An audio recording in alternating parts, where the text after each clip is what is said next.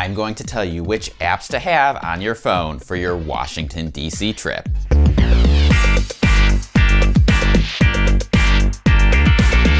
Hello, my name is Rob. I'm a tour guide and the founder of TripHacksDC Tours. On this channel, I share my best tips, tricks, and hacks for exploring Washington, D.C. And over at triphacksdc.com, you'll find info about tours and more. If you're a longtime subscriber to TripHacksDC, you might already know this, but in case you're new, the very first video I ever posted on this channel was the must-have apps for your trip. That was 4 years ago. And unfortunately now, it's a little out of date, as some of those apps don't exist anymore. Plus, some of my recommendations have changed. So if you're planning a trip to Washington, D.C. in 2021 or beyond, this video's for you. But if you're curious and want to watch that vintage first ever TripHacksDC video, I'll leave a link to it down in the description. And while you're down there, what I need you to do is make sure to subscribe to this channel so you don't miss any future Washington, D.C. travel videos. With that said, let's get started. Now, I think the most important app to have on your phone for a trip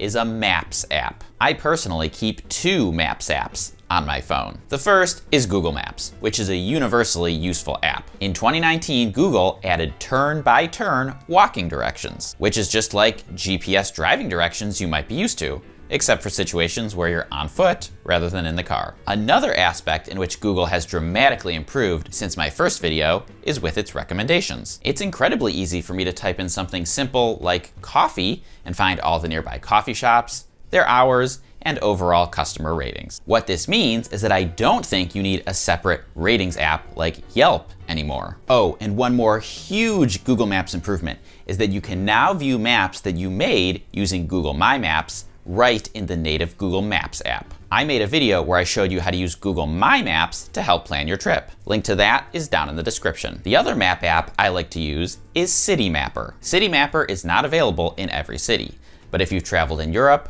or big cities in the US, you might have come across it. Citymapper is particularly useful for figuring out the best way to get from point A to point B. When you put in your origin and destination, it will tell you your travel options by foot, by bike, public transit, or car. And say you choose a public transit option, Citymapper will help navigate you to the station you need to get to, and from the final station to your destination. Now, I do think if you're gonna be using a lot of public transit on your trip, you should have a public transportation app on your phone as well. For our Metro Rail, my favorite app is still MetroHero. A big update since my original video is that you no longer have to use this in a mobile browser. They now have native iOS and Android apps available in the app stores. MetroHero is great because it will tell you exactly how many minutes until your train arrives and the location of the train on the line. An even more powerful public transportation app is called Transit, and this is the one that I personally use. It has information for both rail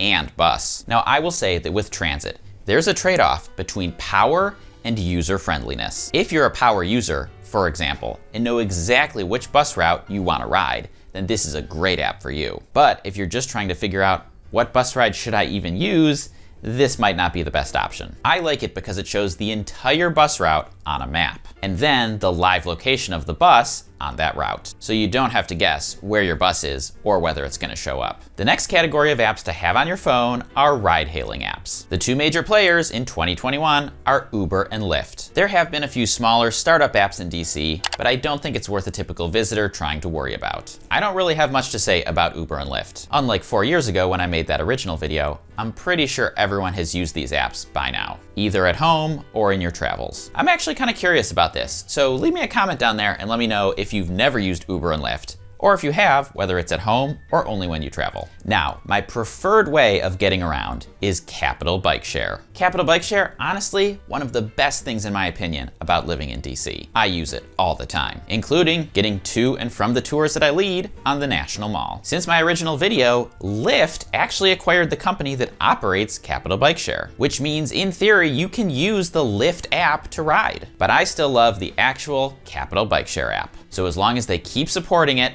it's the one that I recommend. But if for whatever reason Lyft decides, after I make this video, that everyone has to switch over to the Lyft app, just be aware of that. And I have a brand new video about how to use Capital Bikeshare in 2021 and beyond.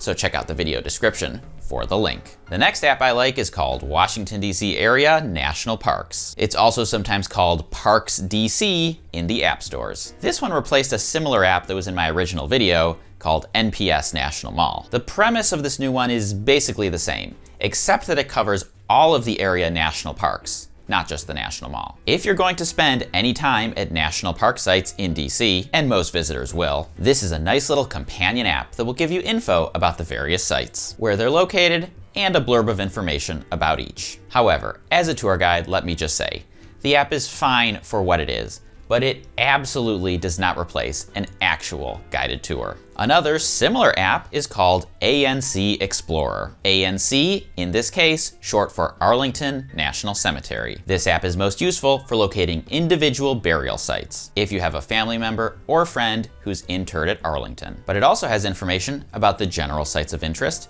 and a map of the grounds. And before I wrap up, I want to go through a few honorable mentions. Delivery apps will let you order food to your hotel or accommodation, which can be useful if you don't want to go out to an actual restaurant, or if you're taking an evening tour and don't want to have to worry about finding a place open after you're done. I personally don't use these apps because they charge really high commissions to restaurants. So I try instead to order direct from restaurants and pick it up myself. If you're driving your own car to DC, SpotHero, Parkmobile, and ParkDC might be useful. I talked about SpotHero in my Where to Park video, so check out the video description if you want to see that. I personally don't drive very much, so I really don't have much use for these apps. Scooter apps can be useful if you think you might want to scoot around while you're here. And I have an entire video about using scooters if you want to see it. But I personally don't really use scooters. I think Capital Bikeshare is a cheaper and far superior way of getting around. And lastly, if you're a foodie and want to get into the hippest restaurants,